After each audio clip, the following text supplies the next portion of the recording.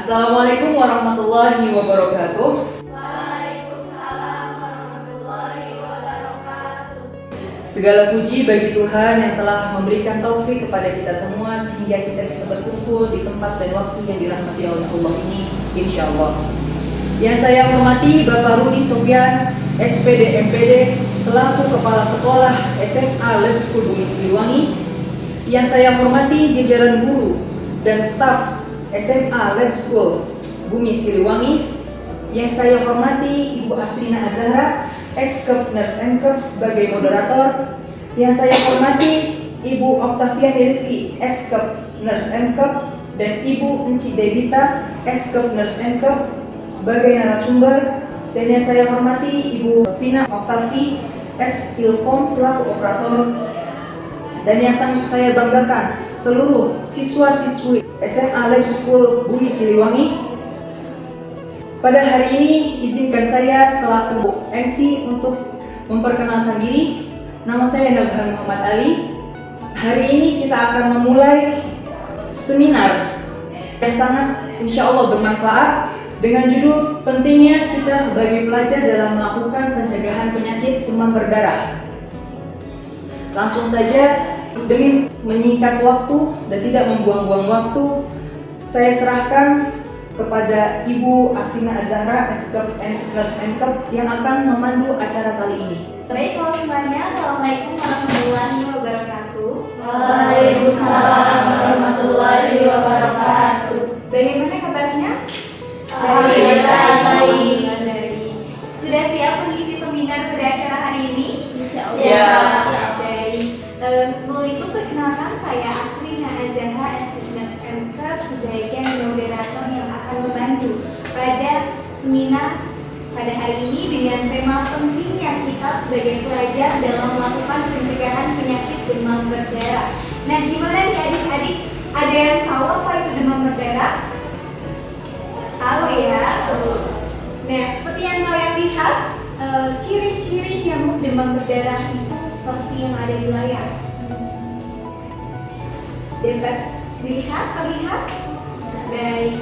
Nah, pada acara hari ini tentu saya tidak sendirian. Saya ditemani dengan para narasumber yang akan mengisi pematerian pada seminar hari ini. Baik, untuk mempersingkat waktu, kita langsung saja mulai ya adik-adik. Boleh kepada Ibu Enci Debita Taksamidis untuk sharing nih kepada kita semua dan memberikan pematerian kepada adik-adik di SMA Lab School Bumi Siliwangi terkait pentingnya kita dalam melakukan pencegahan penyakit demam berdarah. Kepada Ibu Enci dipersilakan. Halo teman-teman adik-adik semuanya. Oke, kenalin lagi ya, nama saya Cidita Taksamidis. Di sini saya akan menjelaskan tentang demam berdarah. Ada yang tahu nggak ini nyamuk apa? Aedes aegypti. Tahu nih. Oke deh, langsung aja kita jelasin ya. Di sini ada rekan saya. Halo semuanya. Kenalin lagi ya, nama aku Oktaviani Rizky. Oke, jadi di sini aku bakal nerangin apa sih DBD itu. Sebelumnya dari teman-teman ada yang pernah mengalami DBD nggak? Belum pernah. Oke, langsung aja ya. Apa sih demam berdarah dengue itu? Demam berdarah dengue atau DBD adalah suatu penyakit yang disebabkan oleh infeksi virus dengue. DBD adalah penyakit akut dengan manifestasi klinis atau dengan gejala pendarahan yang menimbulkan shock yang berujung pada kematian. Nah, DBD ini disebabkan oleh salah satu dari 4 serotype virus dari genus Flavivirus sama family Flaviviridae. Seperti itu. Oke, lanjut. Baik, wah, gimana nih teman-teman sekarang sudah tahu ya pengertian dari DBD itu sendiri apa? Apalagi di negara kita ini sangat marak sekali ya kasus-kasus DBD yang banyak sekali ya Bu ya pada saat ini. Tentu kita sebagai pelajar harus waspada akan hal-hal tersebut. Nah, pada saat ini boleh nggak nih Bu kasih tahu kepada kita semua semua apa aja sih gejala demam berdarah dengue itu supaya kita bisa lebih mawas diri dan menandai apakah kita terjangkit DBD atau tidak. Boleh dipersilahkan. Oke. Ya. Jadi di sini itu pertama demam dadakan.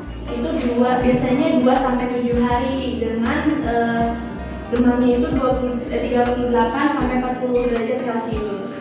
Nah, kemudian yang kedua ada manifestasi perdarahan dengan bentuk uji tourniquet positif, purpura, pendarahan konjungtiva, epitaksis, dan melena. Kemudian ada hepatomegali, kemudian ada shock atau tekanan nadinya itu menurun menjadi 20 mmHg atau kurang. Kemudian ada trombositopenia. Di sini tuh seperti ini ya guys, ruam-ruam. Kemudian ada hemokonsentrasi atau meningkatnya nilai hematokrit. Kemudian ada gejala klinik lainnya itu dapat menyertai anoreksia, mual, muntah, kemudian lemah, sakit perut, diare, kemudian kejang, sakit kepala, dan rasa sakit pada otot atau persendian.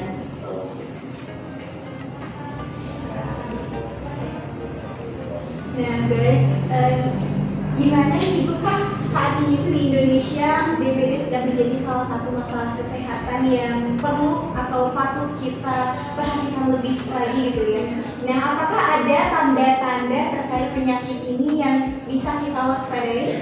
Boleh dipersilahkan kita beritahu adik-adik di sini supaya lebih tahu terkait itu. Oke, jadi di sini itu tanda-tanda demam berdarah itu ada 3 fase teman-teman. Yang pertama itu demam tinggi, yang biasanya itu dimunculin oleh ruam-ruam atau bintik-bintik merah, yang biasanya berlangsung 2 sampai 7 hari gitu.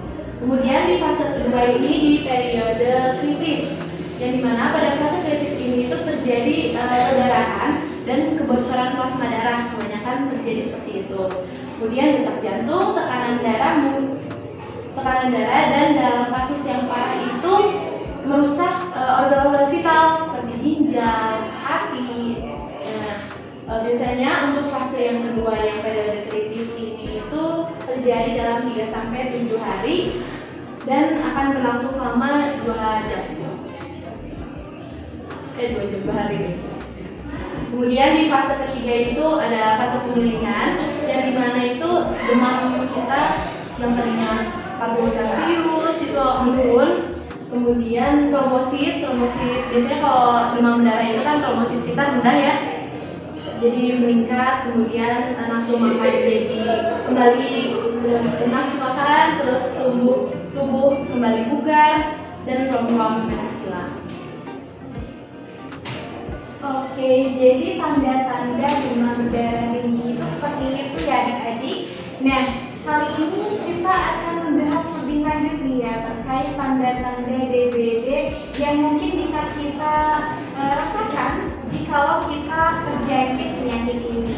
Boleh itu dipersilakan untuk Di sini masih ada lagi guys tanda-tanda selanjutnya.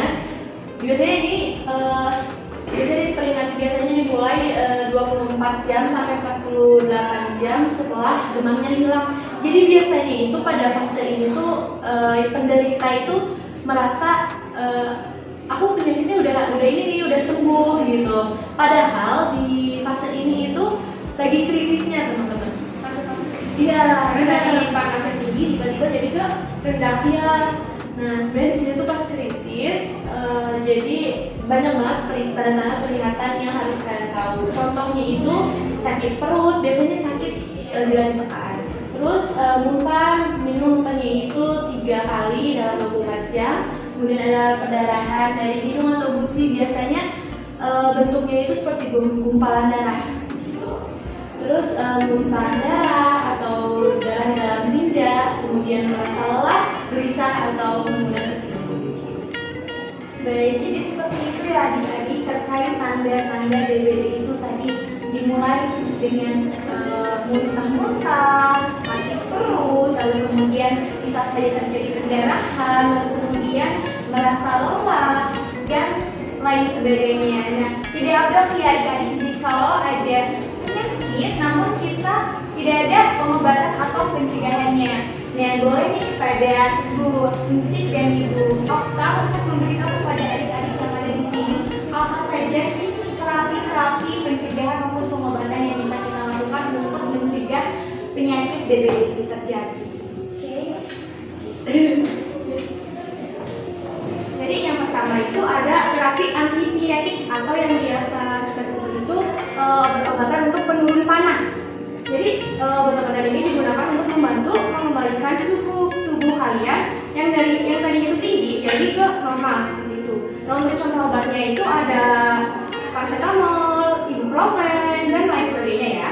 Lalu selanjutnya ada terapi antasid atau antasida, di mana terapi ini tuh kayak obat untuk menanggulangi permasalahan asam lambung. Obat itu diberikan ke penderita yang mengalami shock disertai muntah-muntah hebat dan epigastrium yang tidak jelas yang menyebabkan pembesaran mati yang progresif. Nah, untuk contoh obat-obatnya yang bisa dikonsumsi itu ada obat ranitidin sama ada obat milanta. Tahu kan milanta? Nah, seperti itu. Selanjutnya ada terapi diuretik. Terapi diuretik ini obat-obatan untuk kayak mengurangi kadar garam yang ada di tubuh kita agar kadar garam sama air yang di tubuh kita itu kembali normal. Nah, untuk contoh obatnya itu ada obat klasik.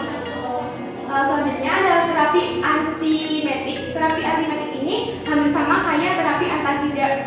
Jadi terapi yang mengobati mual muntah seperti itu. Untuk obat-obatnya ada obat radin, terus ada omeprazol seperti itu. Baik, luar biasa sekali ya adik-adik ilmu yang telah kita dapat terkait seminar ini. Gimana nih sekarang sudah tahu ya apa itu penyakit DBD? Tahu. Teman adik-adik ingin tertular penyakit DBD? Enggak. Jangan sampai. Sampai. Tidak ya, maka dari itu kita tentu sebagai pelajar, sebagai masyarakat harus menjaga lingkungan kita supaya kita terhindar dari yang namanya penyakit DBD. Nah, sedikit tambahan juga ya terkait pencegahan yang bisa kita lakukan dalam kasus demam berdarah dengue ini. Nah, beberapa langkah yang dapat kita lakukan, pertama, menguras tempat penampungan air. Dan siapa nih di sini yang rumahnya masih terdapat genangan air dan airnya tidak dibuang-buang sampai berminggu-minggu? Ada? Tidak ada. Oke, Bagas sangat suka sekali bermain air kayaknya.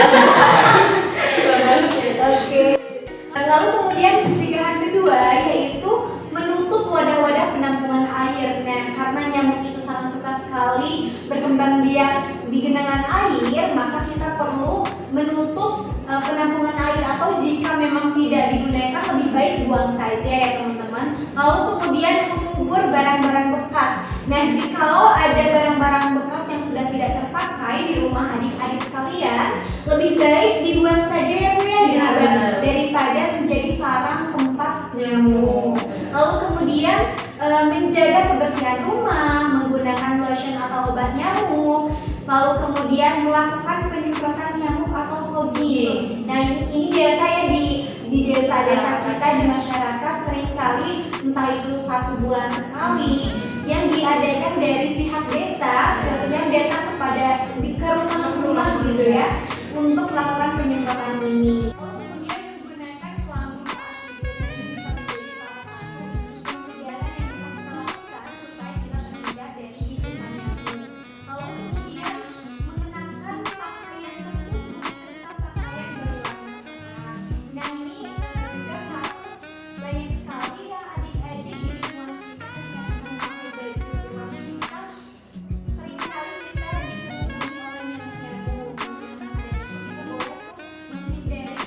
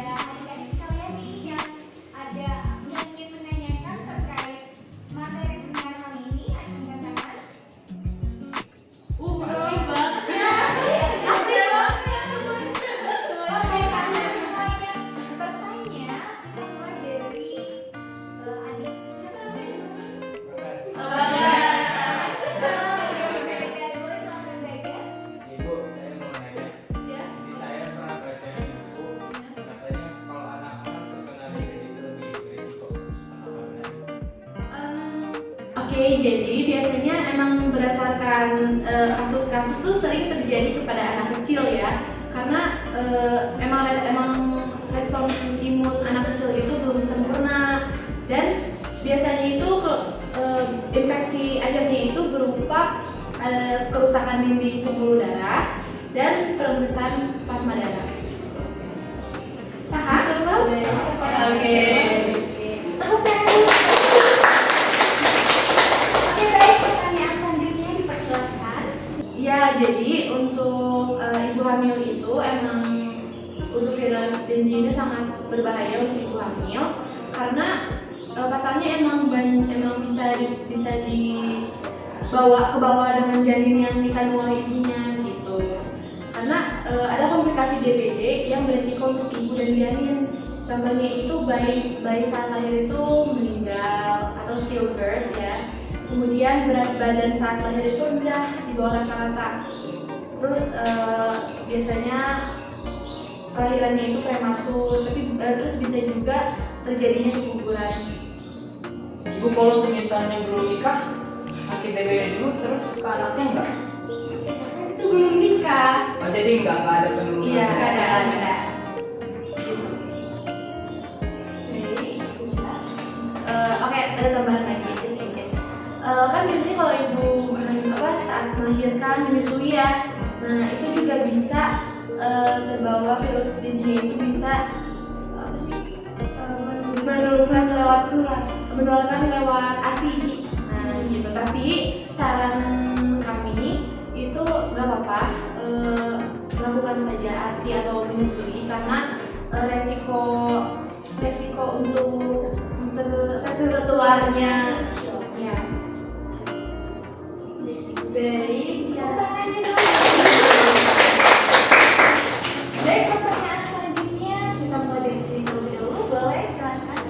Baik, perkenalkan nama saya Rina Agustia. Ibu saya mau bertanya, apakah seseorang yang sudah mengalami sakit DBD dapat terinfeksi kembali? Oke, jadi kalau buat DBD itu bisa terinfeksi lagi ya. Infeksi virus dengue berulang mungkin bisa menimbulkan gejala yang lebih hebat dari gejala yang sebelumnya terjadi. Reaksi sistem imun ini yang bereaksi berlebihan bahkan bisa meningkatkan resiko kematian kepada si penderita tersebut. Apakah terjawab? Nah, untuk penambahan saja, kalau demam berdarah ini tuh nggak seperti penyakit cacar yang biasanya terjadi seumur hidup itu sekali. Nah, kalau demam berdarah itu masih bisa diperkenalkan. Terima kasih. Tepuk tangannya tadi. Oke, pertanyaan selanjutnya dipersilakan. Baik, perkenalkan nama saya Agni Andriani. Kan tadi disebutkan bahwa orang yang sudah terkena DBD masih bisa terkena lagi. Nah, apakah ada cara untuk mencegah DBD berulang tersebut? Oke, sebenarnya saya izin jawab ya. Sebenarnya sudah disinggung oleh Ibu Asina. Jadi saya akan menambahkan kembali bisa menjaga dengan asupan makanan.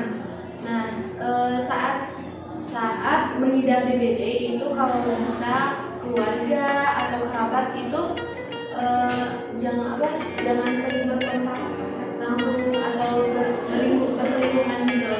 Kemudian dan juga untuk makan itu dengan tinggi nutrisi, contohnya seperti bubur itu kan airnya bisa untuk tubuh dan gampang untuk mencerna. Kemudian sayur bayam, karena sayur bayam itu mengandung zat besi dan omega 3 untuk pembentukan darah.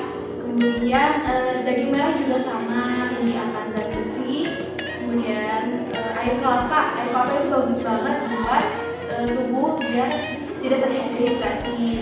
Kemudian juga bisa jus daun berbiji karena vitamin C itu lebih tinggi dibandingkan jus jeruk.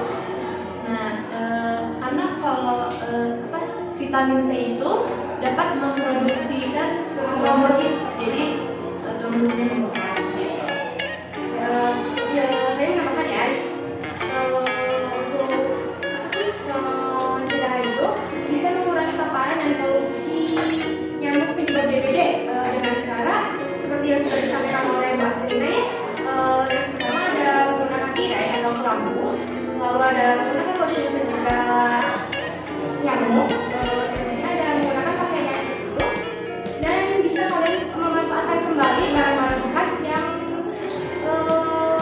yang bisa memicu banyak yang berkembang penyakit ya. Seperti itu. Apakah sudah jawab? Oke, silahkan pertanyaan terakhir. Baik Ibu, perkenalkan nama saya Raja Rosa. Saya mau tanya, apakah penyakit DBD itu bisa sembuh tanpa melakukan perawatan di rumah sakit? Jadi buat perawatan DBD itu bisa sembuh, tapi awalnya lebih baiknya jika jika si orang yang mengidap penyakit itu dibawa ke rumah sakit, karena penyakit DBD itu bisa menyebabkan pendarahan yang bisa mengakibatkan kematian seperti itu. Nah, mungkin setelah mendapatkan perawatan di rumah sakit minimal 3 hari itu bisa dibawa pulang ke rumah untuk penyembuhan. Seperti pengalaman saya waktu dulu pernah di rumah sakit itu cuma 3 hari, kemudian untuk pengobatan selanjutnya di rumah. Jawab. Jawabnya sih Iya.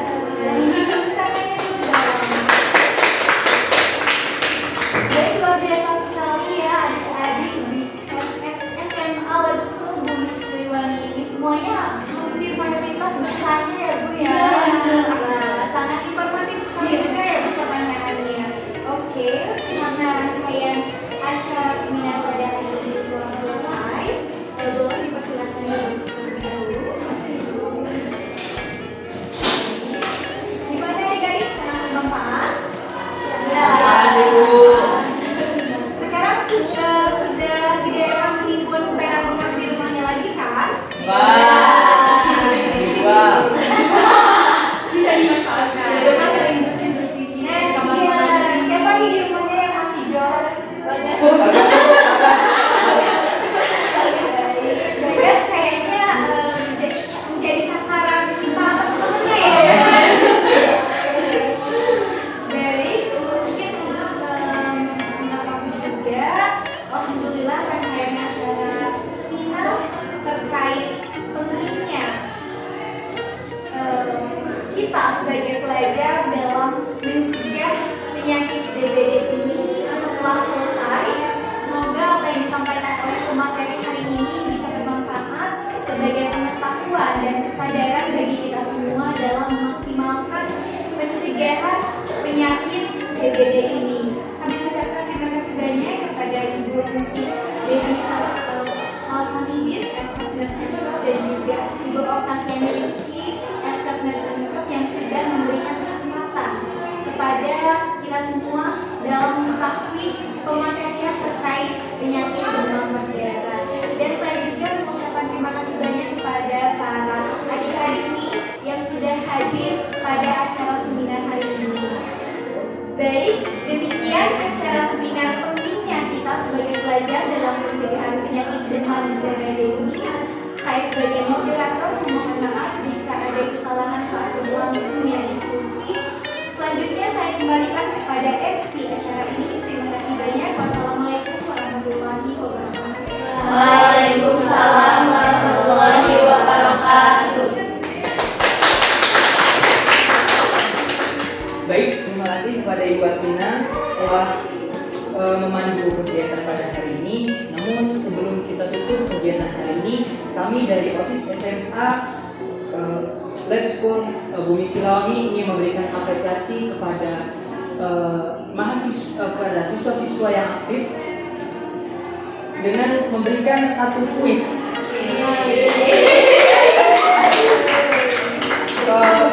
Untuk pertanyaannya mungkin Dari kita ya. Jadi dari kalian masih ada yang ingat nggak apa sih tanda-tanda Tanda-tanda atau gejala dari DBD darah itu? Ayo, acung ya. Ayo tunjukkan ya.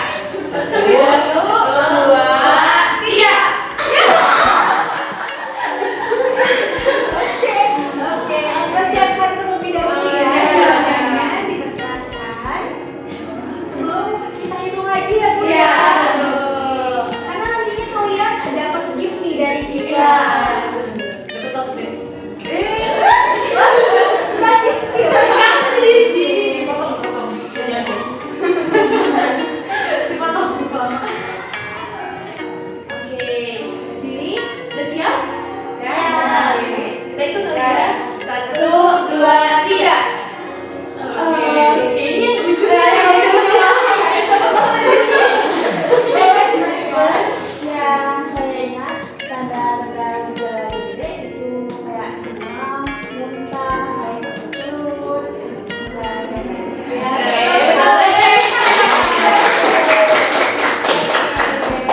baik, bisa dipersilakan untuk maju.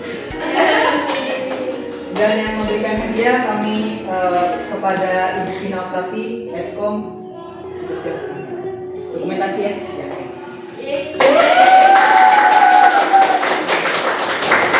Oke, dengan berakhirnya sesi kuis ini berakhir juga kegiatan pada hari ini. Saya harap dengan adanya kegiatan pada hari ini bisa memberikan manfaat bagi kita semua. Dan terima kasih juga kepada para semua narasumber, juga staf-staf dan guru juga yang telah hadir menyempatkan hadir pada kali ini. Saya selaku MC memohon maaf atas segala kesalahan dan kekurangan yang ada. Sekian dari kami. Wassalamualaikum warahmatullahi wabarakatuh. Waalaikumsalam warahmatullahi wabarakatuh. Terima kasih.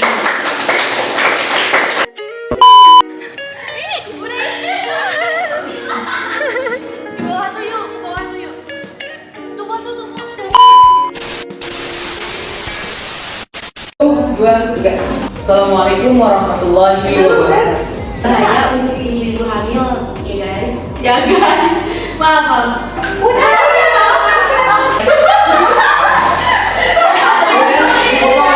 Itu sangat suka sekali bersarang di tempat sebentar, coba cut lagi ya.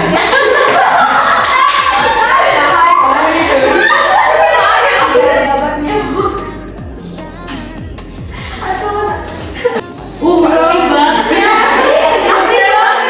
Pakaian berwarna cerah, berwarna